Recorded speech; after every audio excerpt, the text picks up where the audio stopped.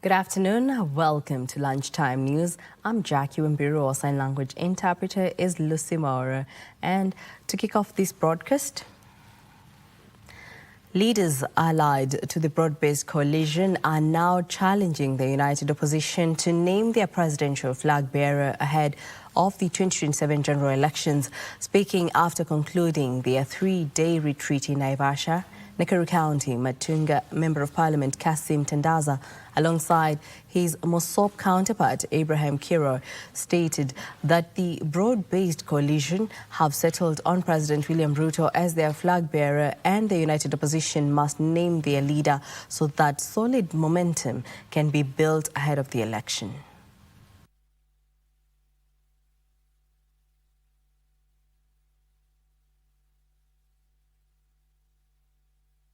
Kusiwe na tashwishi kwa Wakenya kwamba itafika wakati ati labda kutokuwa na kutoelewana, kwa sababu kitu muhimu katika uchaguzi na kuunda serikali ni kinara, ambayo ikiwa kufikia jana Daktari Oburu Oginga alikubali kwamba na kutangaza hadharani kwamba mgombea wa muungano huu wa urais ni Daktari William Samoei Ruto. Sasa haya mengine ni vitu toto, kwa sababu hilo ndilo jambo tatizo. Na hapo nafikiri ndio wenzetu wale wapinzani wetu wana hiyo shaka, na hiyo shaka iko kwao, kwa sababu mpaka sasa wao hawajaamua mgombea wa urais ni nani. Sasa hapo ndio kunaweza kuwa na matatizo, lakini kwa upande wetu mradi tumeshakubaliana, haya mengine ni mambo ya kupangwa chini, hata yakipangwa chini ya maji basi watu wanachagua rais. Now the coalition have announced that they will support William Ruto, who is the current president. Opposition have not settled on the leader or who is going to be the president bearer. So they are still fighting, they are still deciding. Mara, they say Sefuna. Other days they say Kalonzo. Another day they say... So they don't know what exactly they have to do to make sure they beat William. But I can tell you and I can assure you, William Ruto is going to win this hands down. In other news, residents of Musagitao village in the Goto Kiambu constituency have staged demonstrations over alleged sale of illicit brews and hard drugs in local bars. The demos followed a fatal stabbing of a man at one of the establishments on Monday night. They are now calling on the Kiambu County government to revoke existing liquor licenses and restructure the County Liquor Licensing Board, which they accuse of issuing licenses without conducting proper inspections.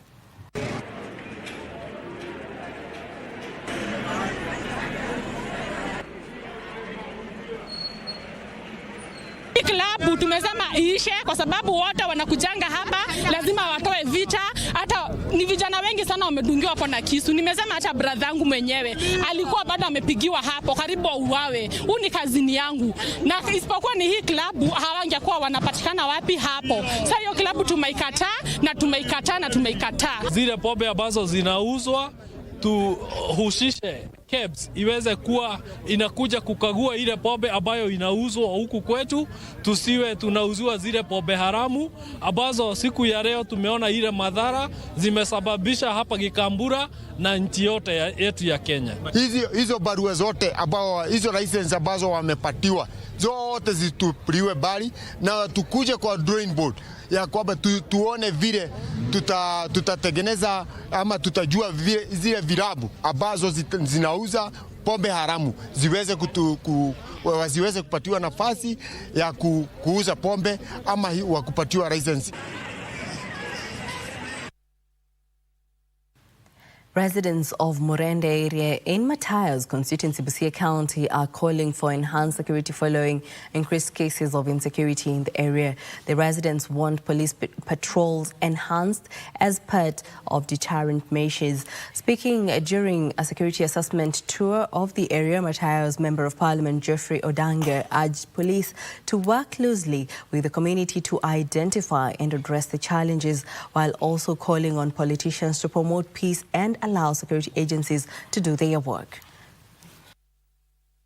Lengo langu lilikuwa ni kwamba mtupe askari wa occupy part of this building. Sisi tuanze hapa mambo yetu local, tukiendelea kuuliza pale, because it will take long time ndio mambo ya serikali yaweze kutekelezwa. Tunataka tuone kwamba tuna askari hapa kwa muda. Tumeletwa hapa kwa sababu ya security. Kwa hivyo tunawahakikishia security. Wale wanasiasa ambao wanatumia watu wanaitwa goons kunyanyasa wengine na wengine hawataki kutambuliwa uso, wanafaa mpaka aonekane uso. Tukikupata una bahati. Ahmed Kalosh Mohammed, a board member at the Kenya Maritime Authority, is eyeing the Wajir gubernatorial seat after the Dagodia community endorsed him. Kalosh, who has accepted the challenge, promised to put in place a formidable team to capture the seat come 2027. The Dagodia community, Wajir County, has endorsed Ahmed Kalosh Mohammed to represent the family in the Wajir County gubernatorial race in the 2027 general election. Speaking during the ceremony, Kalosh said he is up to the task and that he will be reaching out to like-minded individuals for a team that will mount a victorious campaign. We have gathered here today to officially launch my candidature for the position of Governor of Wajir. The current president has promised us many things. Among them is the elimination of discrimination of the issuance of identity card. Amefanya hajafanya. Upaguzi wa kitambulisho imetolewa haijatolewa. Ametuahidi atajenga barabara kutoka Isiolo mpaka Mandera. Kazi inaendelea haiendelei. Kalosh, who currently chairs the Kenya Maritime Authority, highlighted major milestones across the northern Kenya. Sasa sisi tunataka kuelekea mbele na yeye. Ate kitambulisho kwa ajili hakuna discrimination, saa hii upaguzi imeisha na tukue na kura. Tumetengeneza team ya kuhakikisha wamefika kila kijiji, wamefika katika kila boma, ndio watu wakate kitambulisho na wakate kura.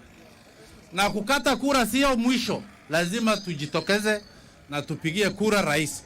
He called on area residents who had not acquired national identity cards to do so and register as voters to enable them to participate in the elections.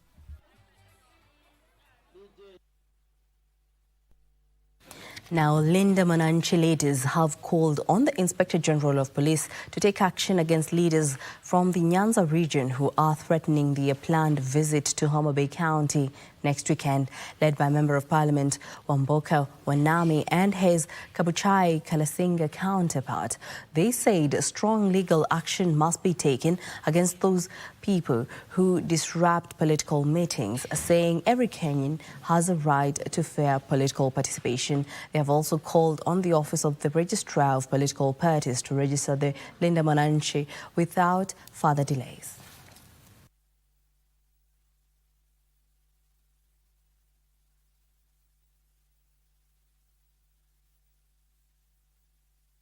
This issue we are hearing of divisions and warnings from elected leaders in Homa Bay that Linda Mwananchi cannot have a rally in Homa Bay. Please, we are coming for that rally. We want the IG to ensure that peace is everywhere in this country. There is no part of this country that is not governable. So Linda Mwananchi is going to Homa Bay. We've had a lot of issues coming up. An elected leader saying that if he sees you with a t-shirt of Linda Mwananchi, will deal with you. The more the controversy, the sweeter it becomes. Because ultimately, chama yetu ni Sifuna inaitwa Linda Mwananchi Movement. Hiyo ndio chama yetu, na wale wote wa Bungoma na Western anza kuingia hapo. Waje tumalizane, mtaona tukifungua maofisi.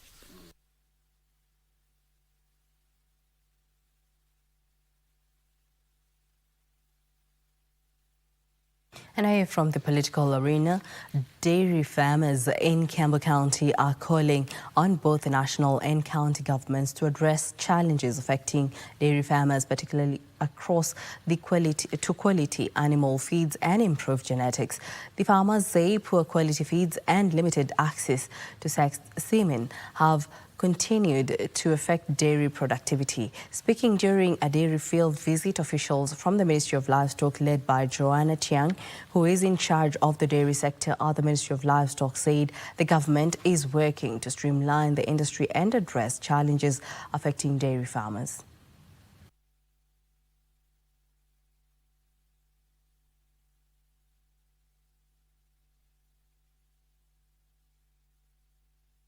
Farmers are facing challenges to do with feeds, livestock feeds, livestock breeding.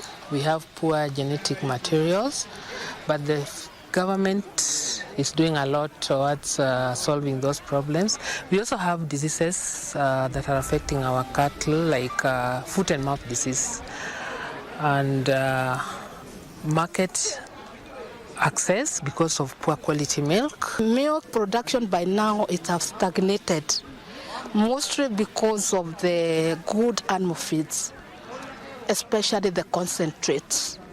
The concentrates we are getting these days, they are not the usual concentrate, because you feed the animals the way you used to feed, you give the same concentrate, but the yield is still very low. If the government can come in and support us with enough cooling facilities, we can be able to bridge this gap, we can be able to improve the quality of our products, since we'll shorten the period with which the milk is delivered to the factory.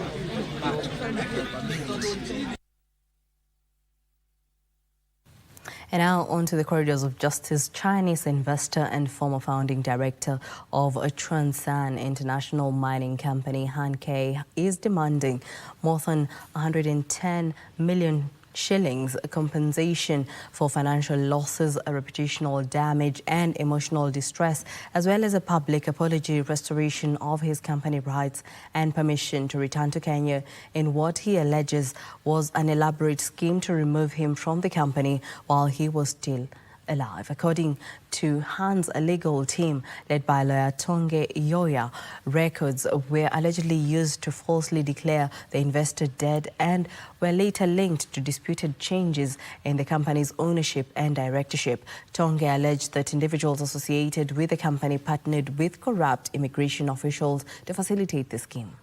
Yoya said that the case raised serious questions about the integrity of public records and the protection of foreign investors in Kenya.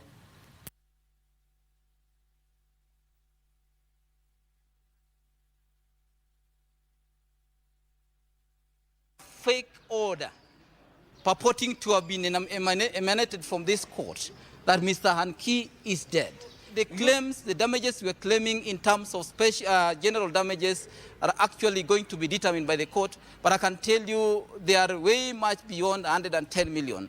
We just want to ensure that this is not happening to anybody. If at all there is no collusion between these criminal elements and the people working within the government, especially the immigration, then Mr. Han Ke will have been granted access back to the country.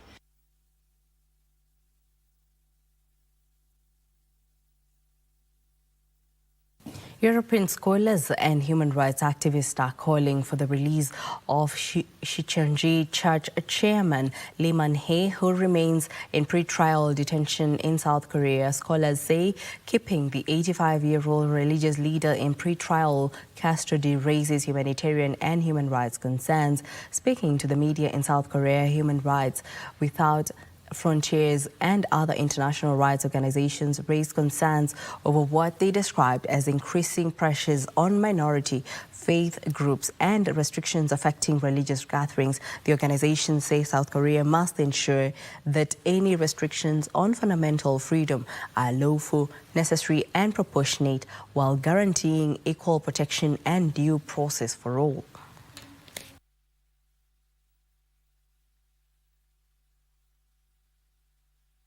For humanitarian reasons, and in accordance with international principles protecting other defendants, we respectfully request the immediate release of Chairman Lee from custody, so that he may stand trial without being held in detention. The core of the Christian countercult movement, conservative Protestants, also seeks to extend such scrutiny of making political commentary to the Catholic Church, where multiple priests have made relevant public statements.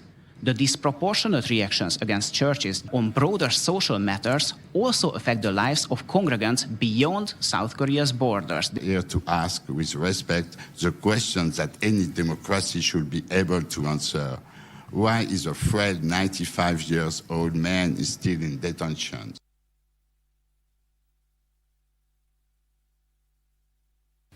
Now, Tibetan National Polytechnic has won 12 trophies at the Kenya National Music Festivals being held at Kibabe University in Bungoma County in the choral music category, sponsored by Equity Group Institutions under a sub-theme, Sustainable Transformation for a Resilient Future, Protecting Our Environment by Empowering the Communities for Wealth Creation. Kabete emerged victorious and was awarded a check of 100,000, while Sigalagala secured second place and Nairobi Poly emerged third.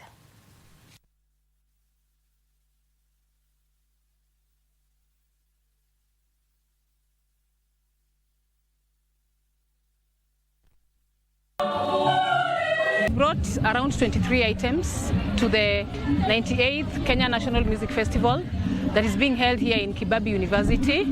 And so far, we have won 13 trophies. And we have other items, like 3 in position 2 and also 3 in position 3. We've been trying to build a culture of good and rich choral music singing in the institution. And I think as at now, we have achieved that. Super proud of the creativity that the team brings to board. So we're here to celebrate them, and Equity has sponsored 25 million in total to support the entire Kenya Music Festivals, but the winner is to get 2.5 million shillings.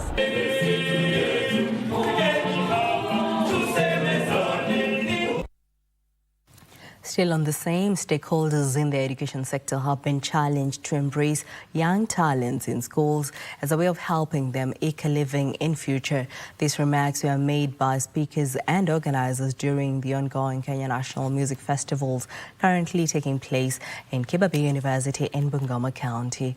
Students from PC Kenyanjuri Technical Training Institute are among those that performed exemplary well, receiving 2 trophies out of the 16 items they presented at the festivals. The institution's registrar Paul Osoro lauded the management under the stewardship of Chief Principal Lucy Anampio for supporting and helping hone the various students' talents.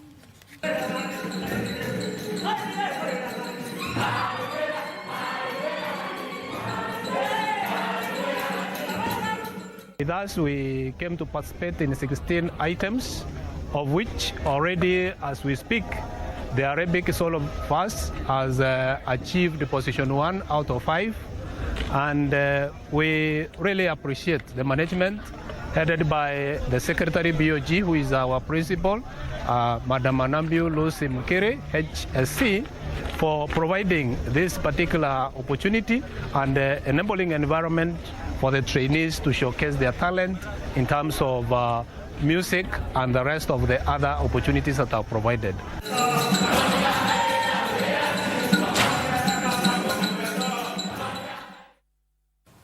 Calls have intensified for the preservation of indigenous knowledge and traditional practices, with experts warning that valuable cultural knowledge is at risk of disappearing among younger generations. Stakeholders say indigenous communities play a critical role in protecting forests, water towers and other ecosystems. Speaking during celebrations to mark the International Day of the World's Indigenous People in Kakamega County, Masinde Muliro University Vice-Chancellor Professor Solomon Shibairu said indigenous knowledge has not received the attention it deserves despite its potential to address modern challenges.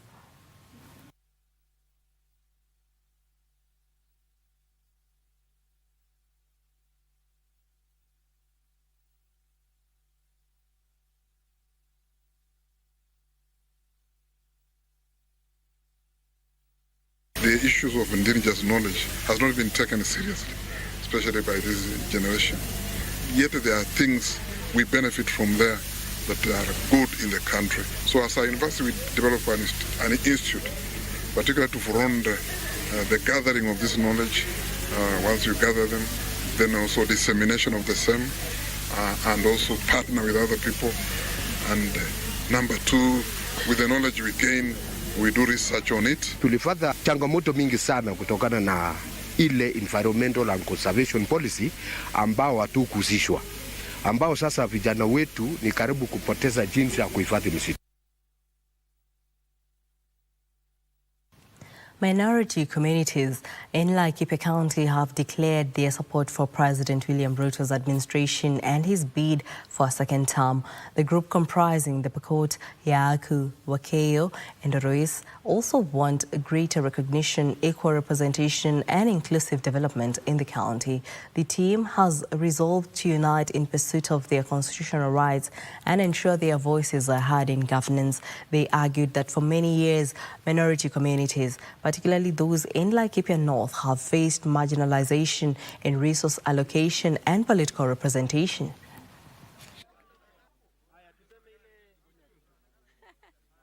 Kwanza ninashukuru serikali ya Samuel Ruto kwa kuweza kutambua ambayo minority katika Kenya mzima.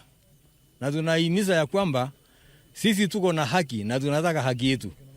Haki yetu ni kama tumefinywa sana na wale majority katika Laikipia ambayo wanasema ni watu wa milima.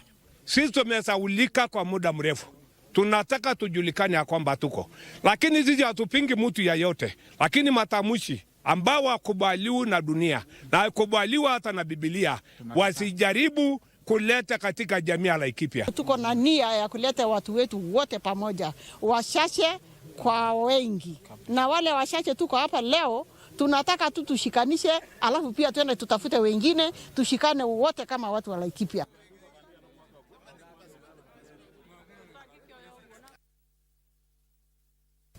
Students of Masai National Polytechnic in Kajiado County could not hide their joy after they emerged winners in the dance category in the Kenya National Music Festivals. The management of the Kenya Polytechnic revealed that their main mission in this year's festival was to defend their title and ensure their stars continued to rise, and the students did not disappoint. The festivals provide young people with an opportunity to identify and nurture their talents while exposing them to the country's creative and performing arts industry.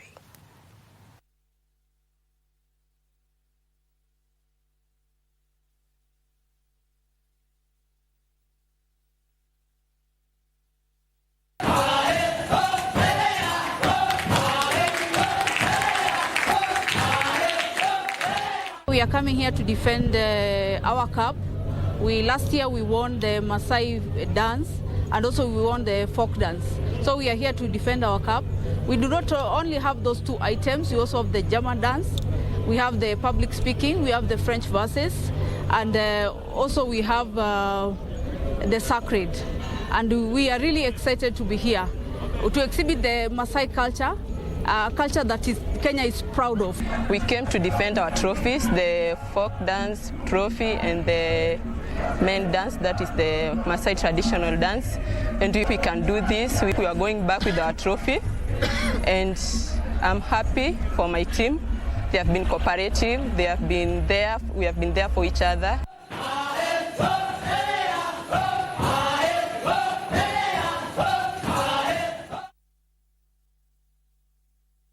The government has been urged to establish a rapid response desk to help young innovators who have ventured into climate resilience initiatives. The call was made during the closing ceremony of the second annual Kenya Youth Climate Innovation Summit 2026 that took place at Kenya Institute of Special Studies, KISE, in Nairobi, where speakers emphasized the need to tap into innovation and technology from young entrepreneurs in mitigating the effects of climate change.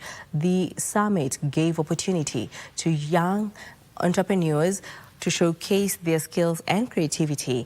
Various innovations were showcased with the winners awarded. The summit was held under the theme Youth Advancing Multilateral Cooperation Through Technology and Partnerships.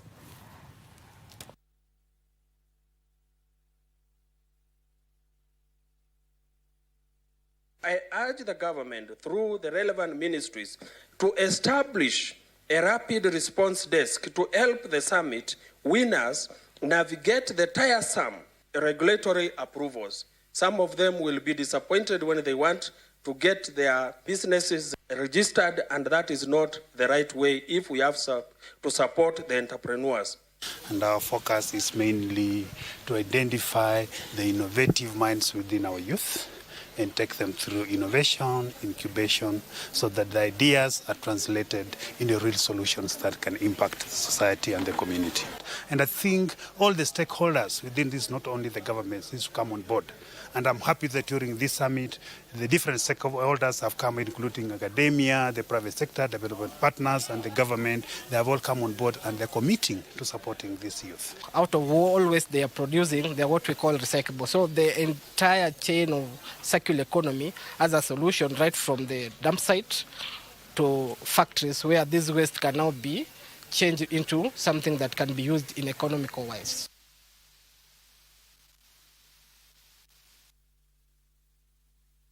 Well, that report on young innovators brings us to our first break here on Lunchtime News. Don't go too far, we still have more news coming up.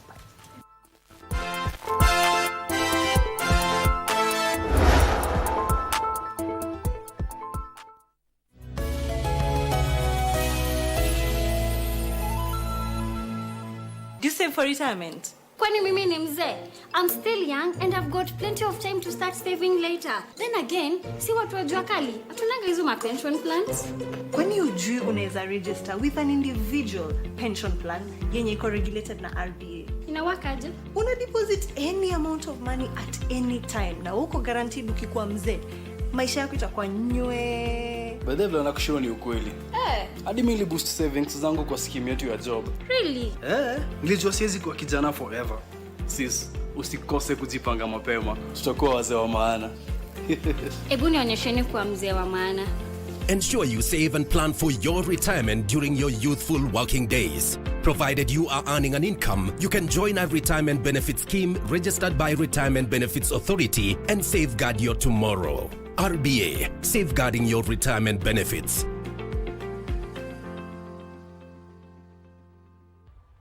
Get ready for a captivating continental football extravaganza. KBC Channel 1 brings you exclusive coverage of the 2026 Women's Africa Cup of Nations, WAFCON. From Sunday the 26th of July to Sunday the 16th of August 2026, Morocco is the battleground as Nigeria defend their title against 15 other nations fighting to lift the prestigious trophy. Who will be crowned Queens of African Football? Courtesy of the Ministry of Youth Affairs, Creative Economy and Sports. Watch all the action unraveling on KBC Channel 1, your true sports partner. The wait is over. KBC Eco Huduma Center, starting with Nairobi. KBC imekuwa rahisi. From digital guidance and signet services to booking of commercial adverts and documentaries. Visit our dedicated desks at Huduma Center GPO, Times Square, Makadara, Kibera, or Eastleigh. Tunakungoja hapo. Whether it's a casual announcement or a specialized media solution for your business, we are here to serve you. KBC at Huduma Centers, moving closer to you. Your station, your service.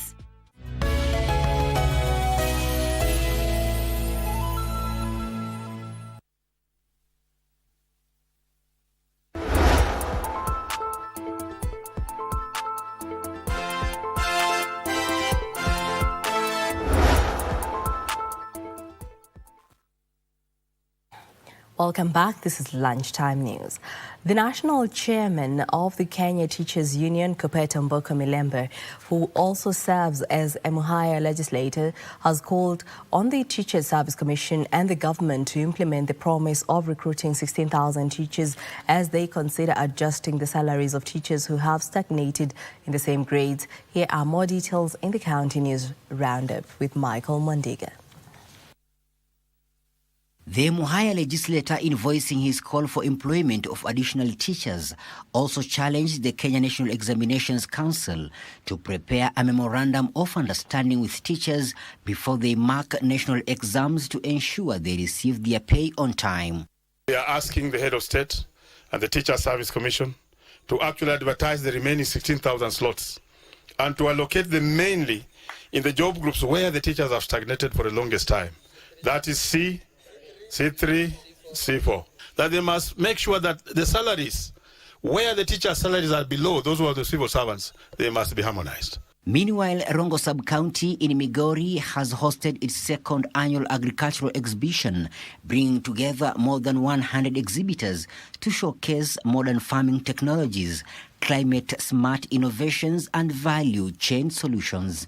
We have made many steps by the number of exhibitors that have come in and the range of technologies that are on display here. My commitment and promise to all the partners who are with us is that we as the county government of Migori will continue creating the spaces, creating the avenues for you and for all of us to be able to communicate to the farmer in this county and beyond. Organic farming, to try to teach them the selection of maybe the seed and the type of fertilizer to use. And especially like now we are fighting the climate action, mitigation in fact. To mitigate this, we need to do smart agriculture and we need to treat our soils. And residents in Wajir County are benefiting from transformative infrastructure investments under the second Kenya Informal Settlements Improvement Project. Lakini mbeleni ilikuwa tuseme ndatika tunaweza enda 6, 7 kushuka hapa hadi town, lakini kwa sasa hii imekuwa 3, 4 kwenda na kurudi. Samani unajua hata kukaa na barabara, hii barabara yetu alikuwa mbaya. Mvua akinyesha kwanza hakuna mtaro, hakuna chafu mingi sana, hata wasee wanaenda misikiti hakukuwa wanapitanga. Finally, the county government of West Pokot has embarked on village-to-village and grassroots dialogues aimed at addressing various challenges affecting young people. The county government has also been able to employ several youths, especially in the Department of Health, and also to help them have business registration certificates, then they are able to open businesses. People in this county, we will not wait for people to rescue us. As an organization, we sat down and we came up with a product in Itwa Bongana Vibe AI. This one, in a solve, and it addresses the mental health issues of young people. During a youth forum in Kapenguria, young people were challenged to reject being recruited as goons.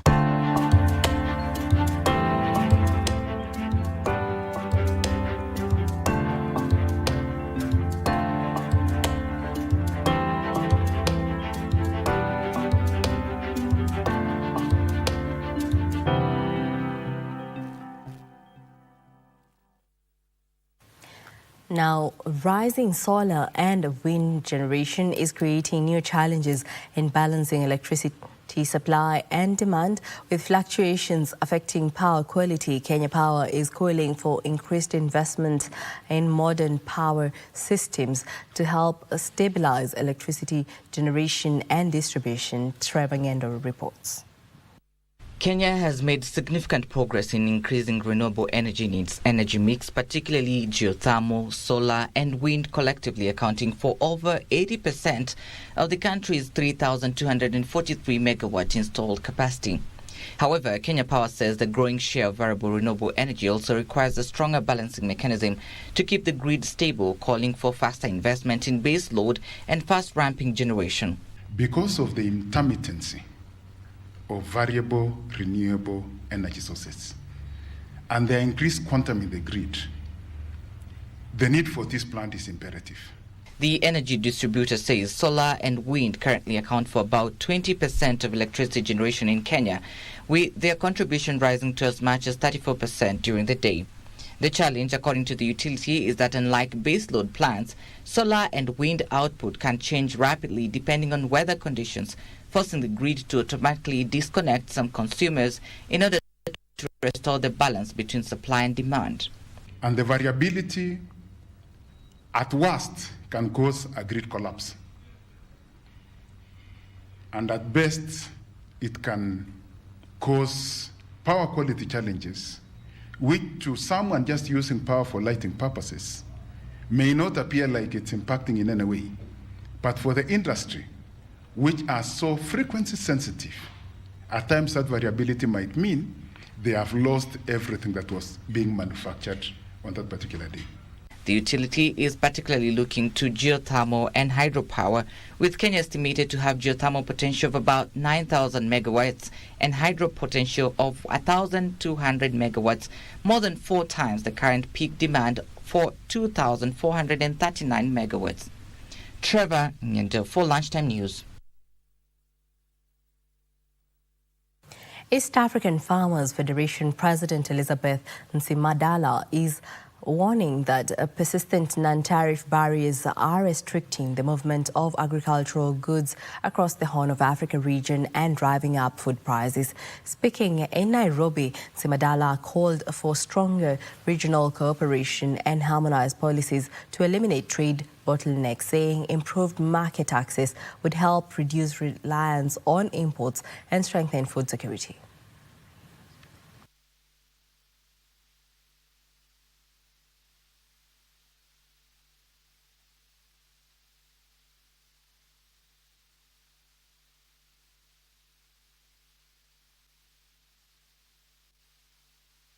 We did a study across the borders looking at what the food imports that are coming in. We looked at the borders between Kenya and Tanzania, and also between Kenya and Uganda. And we realized that most of the products that are coming in are actually products that we can produce, for example, rice.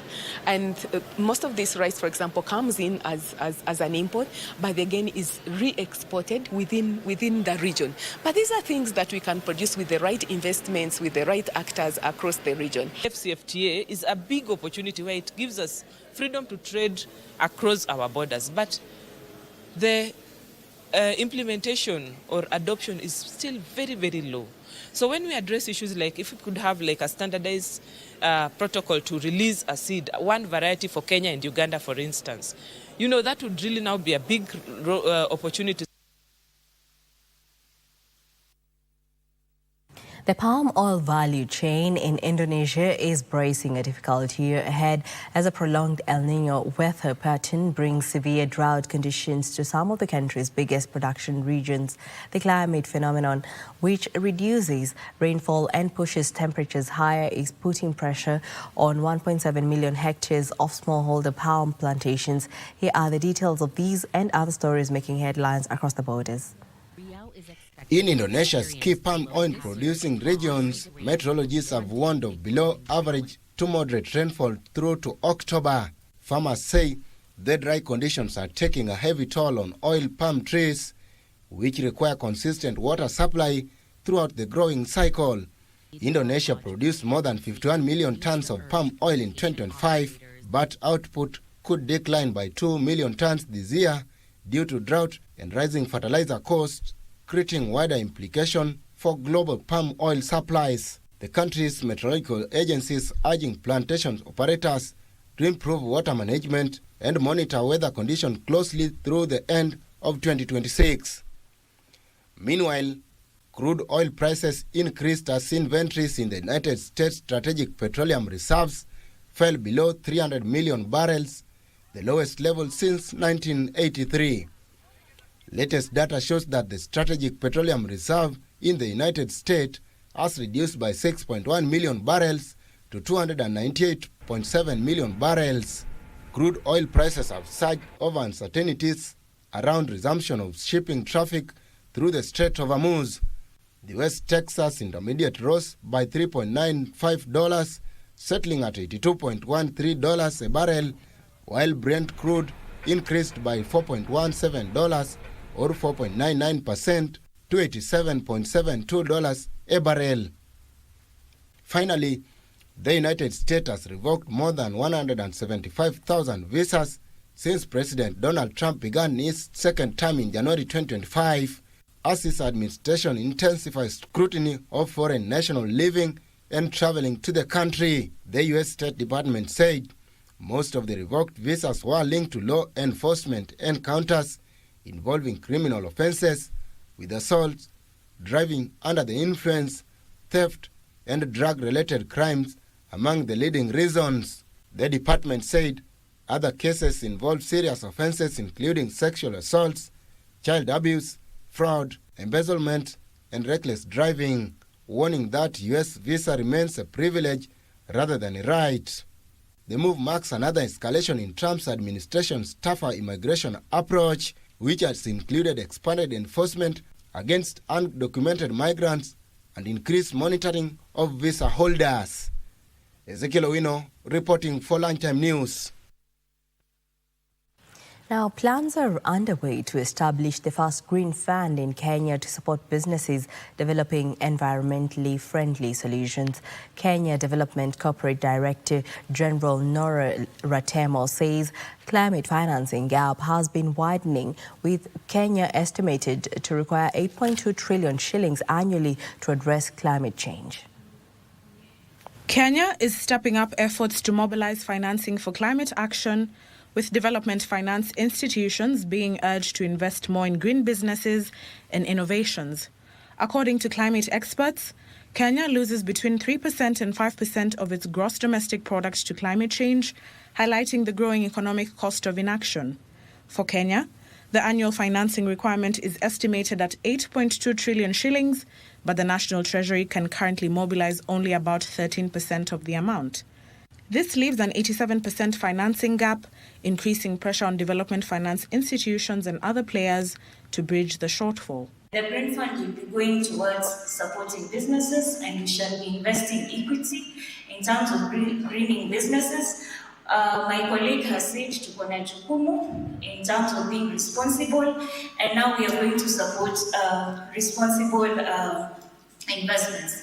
Ratemo says the funding will help address a long-standing challenge facing businesses with innovative ideas but limited access to capital. Additionally, environmentalists say climate change is increasingly influencing government policy, making investment in climate solutions urgent. Kenya is now even shifting. There's a lot that is happening in that space. So it's important for all of us to look at going green and for us to also be responsible in terms of how we are carrying out our businesses.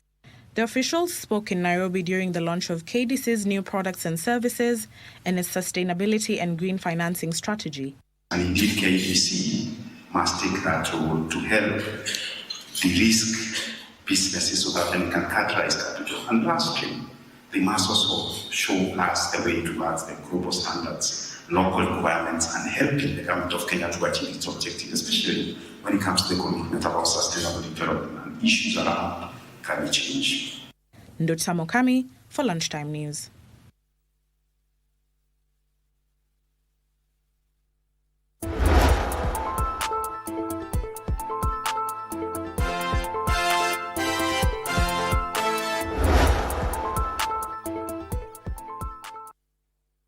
In other news, a middle-aged woman has been charged before a Kiambu court with allegedly giving false information to police and obtaining a death certificate and burial permit after falsely alleging that her child was dead.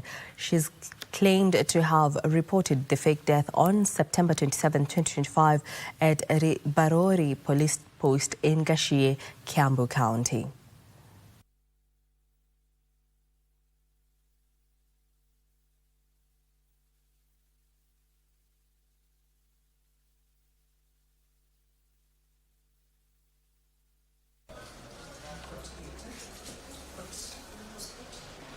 Ambaye jina lake limebanwa alikuwa amekufa akielekea Gertrude Stewart Hospital Muthaiga. Huo ujumbe ambao ulijua ni wa uongo ambao ulimsababisha afisa huyo Joseph Mutua kuandika hiyo nilipo Kares book death report ya huyo mtoto.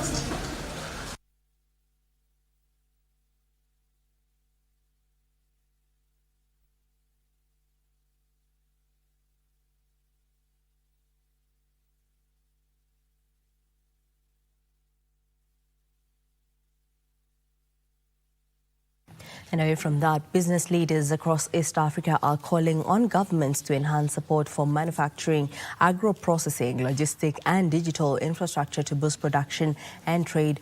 East Africa Business Council Chief Executive Officer Ahmed Farah says governments should implement measures that can unlock investment, reduce trade cost and potentially double trade within the East African community over the next decade. Intra-East African community trade currently stands at $19.3 billion, representing just 12.3% of total EAC trade. Businesses face high operating costs. We face taxation, non-tariff barriers, differing standards, duplicated approvals, and definitely costly logistics. Business leaders say trade within the East African community is being constrained by, among others, non-tariff barriers, high transport costs, fragmented cross-border payments, and delays at border points. Agreements that are followed, we sign agreements, but they are not followed. But especially in areas of trade, and I think movement of labor, I think the agreements need to be adhered to, because if those agreements are adhered to, and and I always say, you can be East African community, let there be a framework for agreement of the willingness. The private sector is particularly concerned about the 27 outstanding non-tariff barriers and multiple police checkpoints along the Northern Corridor, which increases the cost and time for moving cargo across borders. Let us put trade finance alongside trade infrastructure. They are the two sides, same coin. If we want more intra-EAC trade, then more businesses must be able to finance growth. And if we want more extra EAC trade, then those businesses must be able to scale and compete internationally. The business leaders called for a review of the common external tariff, arguing that the current regime can distort competition and undermine local manufacturing. When this roundtable is completed, there can be a catalogue or a log of reforms that we must take forward as East Africa to really be able to scale business. Regina Manyara reporting for KBC Channel 1.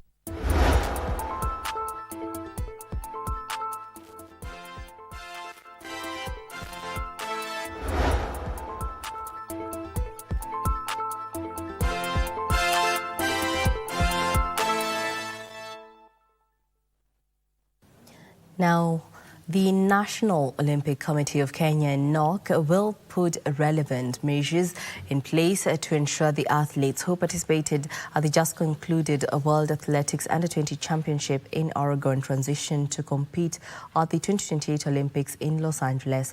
This is according to NOC's first Deputy President, Gubernatorial, who was speaking in Oregon, United States, after the conclusion of the World Under-20 Championship. At the same time, the young athletes have been cautioned against competing in road races and to manage their careers well as they prepare for the Olympics. Kenya finished second overall with 11 medals, 4 gold, 3 silver and 4 bronze.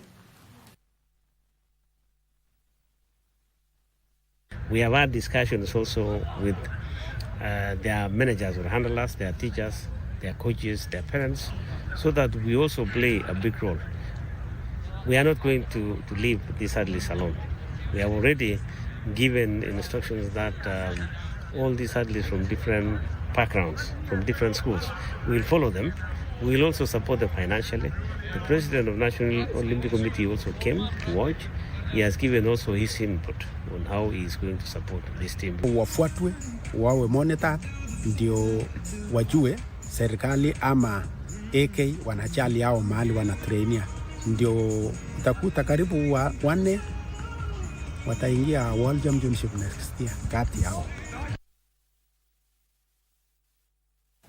Visa Dolphin Swimming Club has stepped up preparations ahead of the upcoming Kenya Aquatics National Junior Swimming Championship set for this August in Nanyuki. The club is banking on a strong performance from its young swimmers, among them Nadia Washira, who will represent Visa Dolphins in 7 different events at the championships.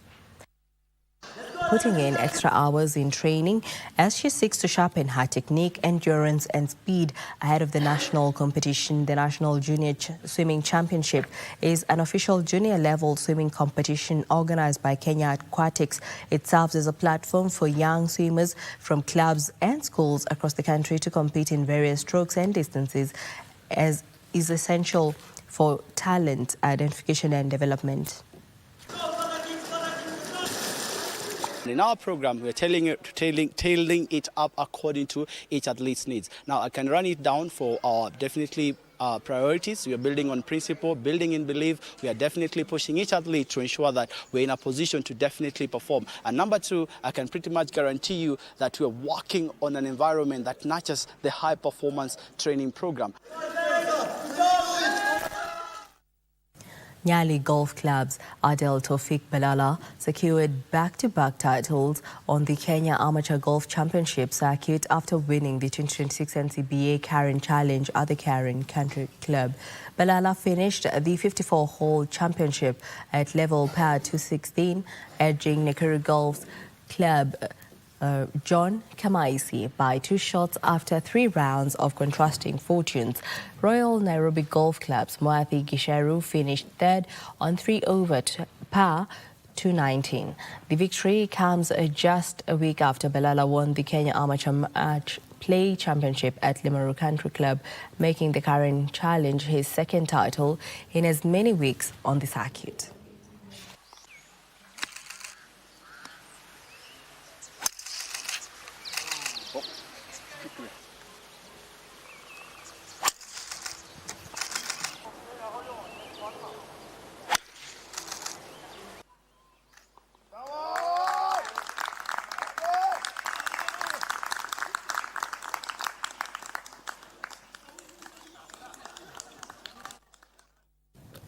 Well, that brings us to the end of our bulletin this afternoon. Thank you for watching. Our sign language interpreter is Lucy Maura. I'm Jackie Wambiru. Enjoy the rest of your day.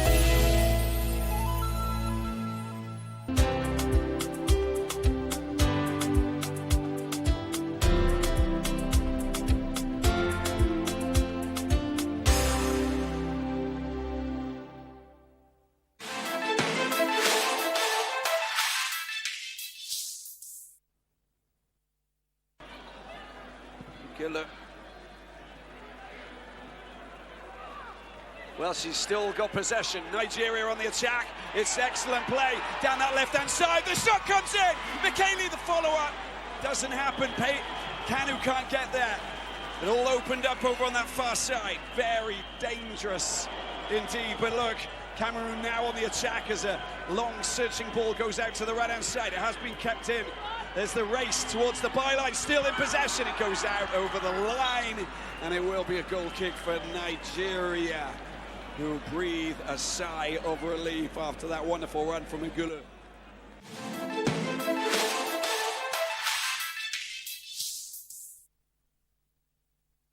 Sasa unaweza kupokea stesheni ya KBC Eastern Service kwa njia iliyomurwa baada ya KBC kuboresha na kuwekeza mitambo mipya ya kisasa ya kupeperusha matangazo. Pata matangazo kwa lugha ya Burji kila siku kuanzia saa 11 asubuhi hadi saa 4 asubuhi. Rendile Service itakuwa hewani kuanzia saa 4 asubuhi hadi saa 9 jioni. Kisha matangazo kupitia lugha ya Kiborana itachukua usukani kuanzia saa 9 hadi saa 2 usiku. Kutufungia jamvi ni Turukana Service watakaopeperusha matangazo yao kuanzia saa 2 usiku hadi saa 6 usiku. KBC Eastern Service inapatikana Lodwar na maeneo yaliyo karibu kupitia 98.3 FM. Na kwa wasikilizaji wa Burji, Rendile na Borana waliomo Marsabit na maeneo jirani, KBC Eastern Service inapatikana kwa mita bendi 98.7 FM.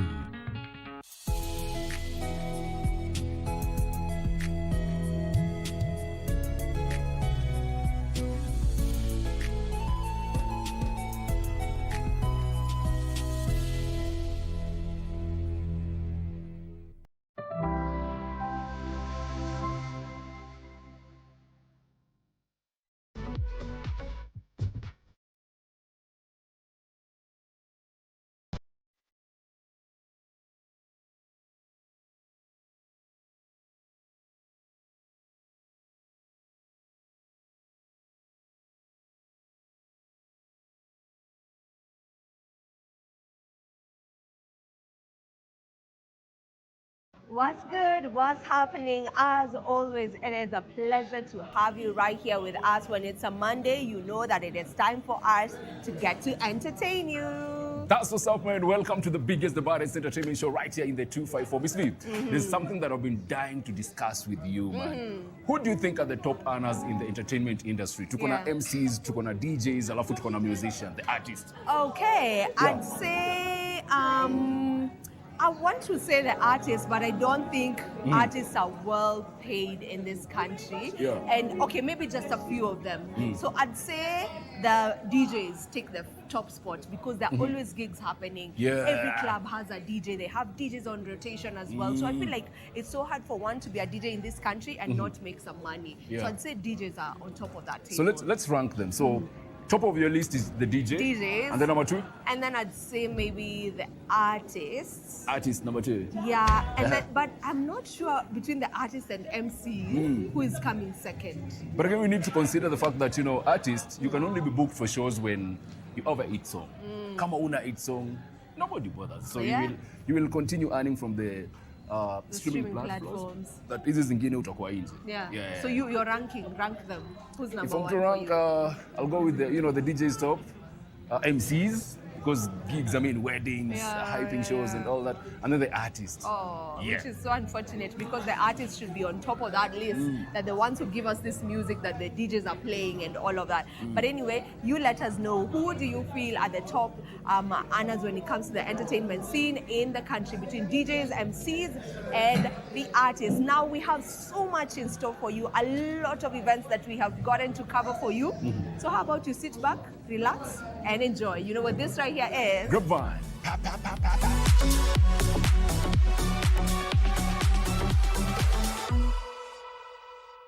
All right, to our one tonight, we are right here at the Hell's House for the Greasy Tunes happening tonight, an event that amplifies its fashion, food, music, and a community. I'm talking about a community of influencers, community of actors, musicians, and everybody is right here. Now, it started, the first day was all about the launch. The second day, tulikuwa na a lot of, fisherman experience, tulikuwa na Aduma. And tonight, we're just warming up for Nyashinsky, the goat himself. So without wasting time, let's have an experience of this place.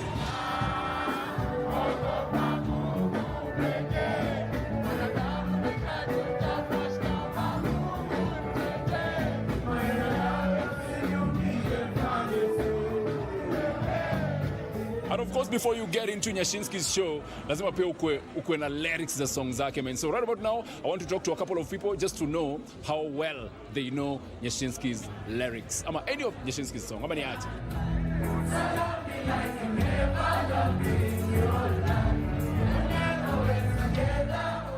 Murigi,